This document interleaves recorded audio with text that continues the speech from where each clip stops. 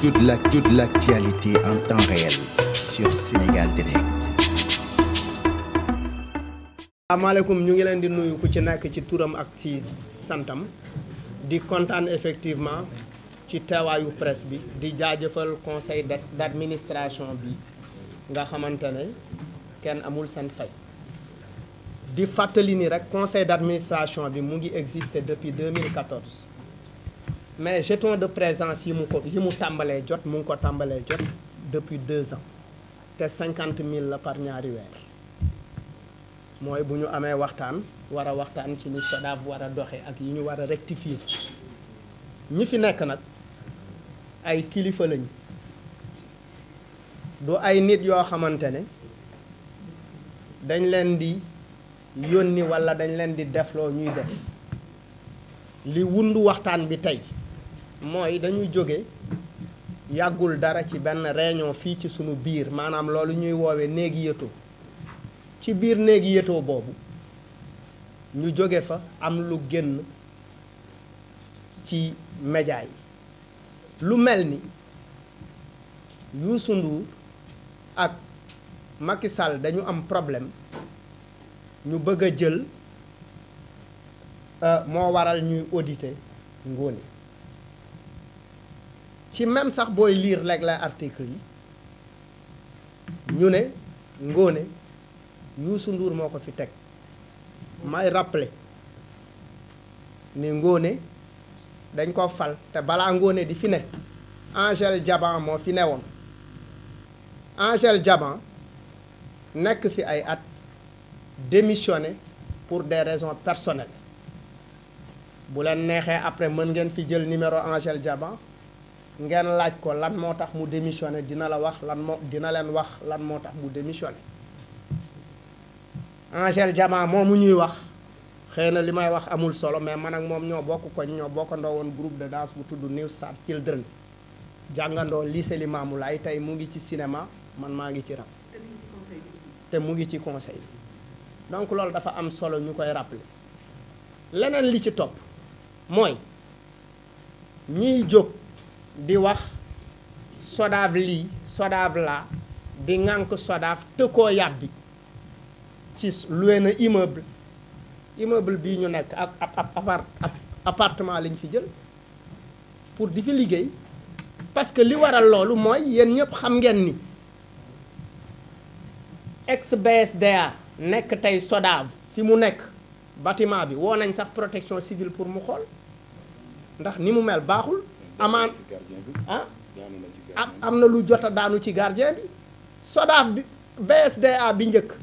ay borango fa yu kenn xamul nu mu toll 40 millions biñ koy jël ñun 40 millions lañ fa fekk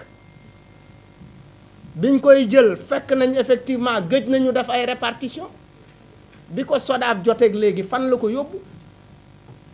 xëy na li tiital nit ñi mooy ndimbal li nga xamante ne dégg nañ ni président de la république nee na engagement bi mu jëloon depuis 2017 ne dafay jox SODAV 1 milliard at mu ne xam naa ñu jàpp ni mi ngi koy joxe te dafay baax ñu leeral ko loolu mu dige woon 2017 ba jamono ji ñuy wax 650 millions lañ ci jot mu ñuy dimbali ci fonctionnement mu ñuy dimbali ci fay bor bi Fesman amee woon di ñu dimbali di fay effectivement li RTS amee woon bor parce que dañuy teg wayu artistes yi duñu leen fay li ñu nekk di liggéey mooy li SODAV nekk di ko xeex di ko liggéey ba ñu toll ci ay statut de l'artiste toll ci yeneen ak leneen xanaa kay dañu war a tàcc SODAV ne ko waaw góor ne ko ay jàmbaar ngeen parce que tey artistes yi léegi la ñu gën a sawar a jóge seeni kër jubali biir SODAV parce que am na tey luñ fa yaakaar boo SODAV kañ la gëj a am ay rang biñ ko yoree ba léegi mu ngi am ay rang nit ñi di fa dem di saytu di xool di laaj mu intéressé leen parce que effectivement ñu ngi fexe artiste bi jot ci àq ak yelleefam jóge ci bu feebaree ne dimbali leen ma fii artiste bu feebar àdduna xam ko artiste bu feebar àdduna xam ko muy ñi fi jóge du ma tudd seen tur artistes yi dañuy toog di am ay problème mu luwaas lan moo dugal artistes yi ci sàmbaay mbayaan bu metti parce que tout simplement li war a jëm ci artistes yi te ñi leen ko ameel nekk fii ci réew mi SODAV nekk di ko xeex ba ci wàllu copie privée dañu bëgg ngeen xam ni nag dafa am ay enjeu du ñu nangu société bii nga xamante ne dafa nekk société de droit privé ñi nga xamante ne ñooñu mag ñi ñu fi jiitu xeex ko ba jot ci ba agrément bi yàlla def ñu signé ko en 2017 ñu ñafe ko def ko ñu bëgg léegi parce que forcément on lit parce que dafa mel ni rek nga ne woy mais Malal woy rakku Racine Talla la wala rakku Mamadou Talla la donc oui donc gars yi la ànd wala donc mu ngi jot ci lii wala mu ngi jot ci la pourquoi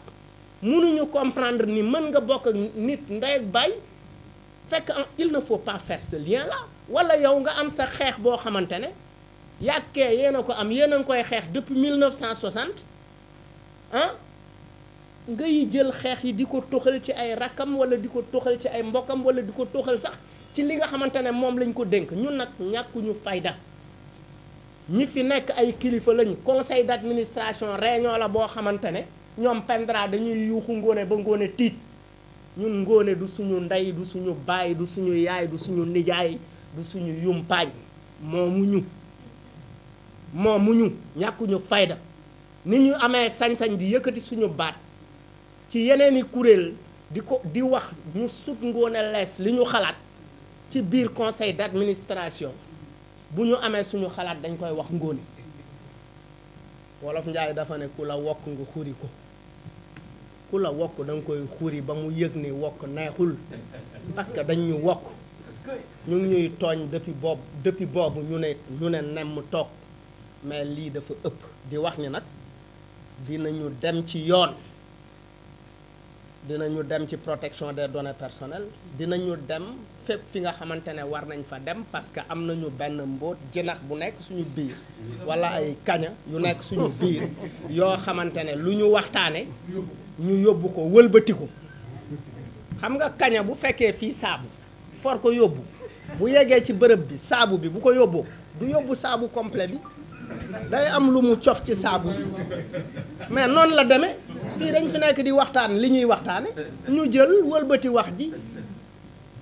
tudduñu fi sax Youssou Ndour et puis Youssou Ndour n'a jamais été mêlé ni de près ni de loin musuñu ko gis réunion musul woote réunion musu fi nekk et cetera il faut arrêter d'accuser les gens à tort et à travers. Toute l'actualité en temps réel sur Sénégal Direct.